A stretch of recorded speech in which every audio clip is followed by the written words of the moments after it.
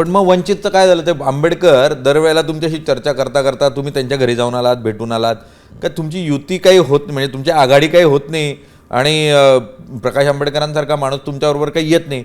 आत्ता पण त्यांनी काहीतरी ट्विट केलं आहे, ते म्हणतात तुम्ही संकेतच पाळत नाही, तुम्ही स्पष्टताच देत नाही. काँग्रेसने काय स्पष्टता दिली आहे की नाही त्यांना? नगरपालिकांच्या निवडणुकीमध्ये बऱ्याच ठिकाणी आमची वंचितच्या सोबत बोलणी झाली.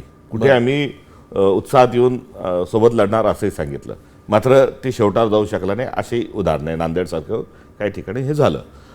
दुसरीकडे घोषणा न होता आम्ही बीड जिल्ह्यामध्ये आणि इतर काही ठिकाणी वंचितच्या सोबत गेलो देखील. मूळ मुद्दा हा आहे की स्थानिक पातळीवर याची जर चर्चा झाली, कोणत्या वार्डात, कोणत्या प्रभागात तुम्ही आम्हाला सांभाळू घ्या, आम्ही तुम्हाला सांभाळू घ्या, तर ते त्या ठिकाणी ते जुळून आलं. ही जी भूमिका आहे ही वंचितने देखील अशा स्वरूपाची भूमिका स्थानिक पातळीची ही घेतलेली होती.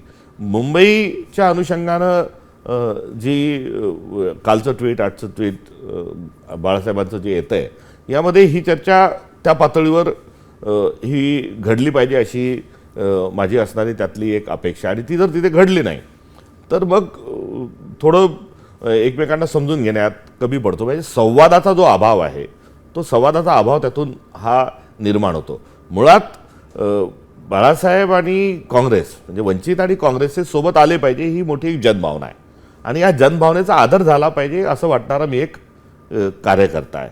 आणि त्या गोष्टी घडून येत नाही, हे कुठेतरी एक राजकीय अपघात आहे आणि हे दुःखद आहे असं मला वाटतं.